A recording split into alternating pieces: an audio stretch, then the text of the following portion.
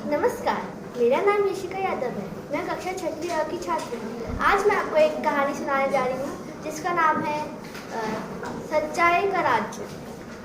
एक जंगलों में एक राज्य था जिसका नाम था सच्चाई का राज्य। वहाँ पे सारे जो जानवर रहते थे वो हमेशा सच कहते थे, कभी झूठ नहीं कहते थे। पर जो झूठ कहते थे उनकी पूंछ उठ जाती थी, भले ही वो मछली हो, भले ही वो चींटी हो, भले ही वो कोई पांडा हो या जो भी एनिमल हो। एक बार क्या होता है, एक चींटी है, वो लेट हो जाती है कि वो स्कूल के लिए लेट हो जाती है, उसको स्कूल जाना होता है। तो फिर वो सोचती है मैं चलो झूठ बोल के कुछ टीचर को कुछ बहाना दे के बच जाती हूँ, फिर डांट नहीं पिटेगी मेरे को। वो झूठ बोलती है, किसी को दिखता नहीं है, लेकिन उससे थोड़ी सी पूंछ उग जाती है उसकी। बाद में वो घर जाती है, वो लेट घर जाती है क्योंकि उसको मन करता है मैं खेल लूँ और बाजार जाओ, बाजार से कुछ खरीद लूँ। तो वो जाती है बाजार में सब खरीदने।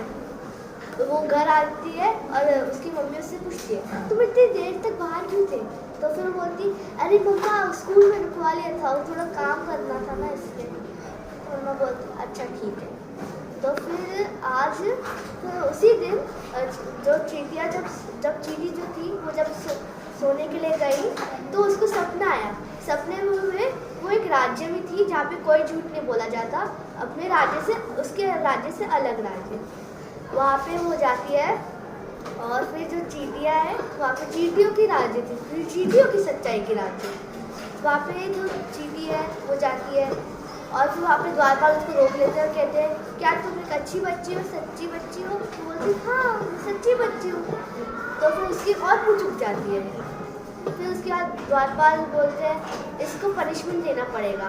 फिर वो उसको राजा के पास लेके जाते हैं और राजा उसको पूछते हैं क्या तुमने कभी झूठ बोला है? वो बोलती है नहीं मैंने कभी नहीं झूठ बोला, मैं एक सच्चा बच्चा हूँ। वो फिर उसे देखती है कि उसकी पूंछ बहुत लंबी हो जाती है, झूठी चींटी की पूंछ बहुत लंबी हो जाती है। राजा को उसी वक्त समझ आ जाता है कि ये बहुत झूठी बच्ची है और बहुत झूठ कहती है।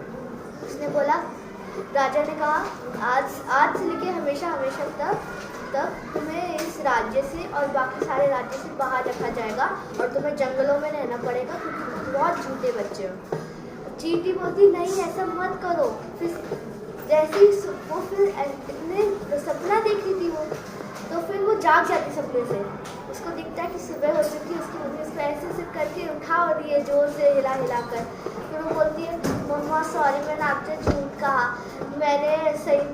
असली में कल बाजार गई थी और खेलने गई थी ज़्यादा देर तक। मम्मी ने बोला चलो अच्छा है तुमने सच बोला, लेकिन अपने टीचर से तुमने क्या झूठ बोला है कभी? तो फिर उसने बोला हाँ मैंने बोला है। तो उसकी पूंछ थोड़ी कम हुई, तो उसने झूठ तो कहा था।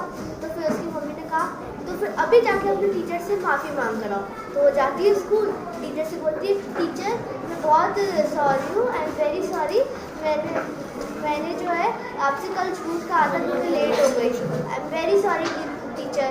तो फिर टीचर कहती है वेरी गुड और अगली बार से झूठ नहीं कहना। और फिर उसको एक मैजिक पोशन देकर उसका तेल खत्म करवा देती है। ये जो है एक सीख है हम सबके लिए कि हम कभी झूठ ना खाएं उस चींटी की तरह। Thank you.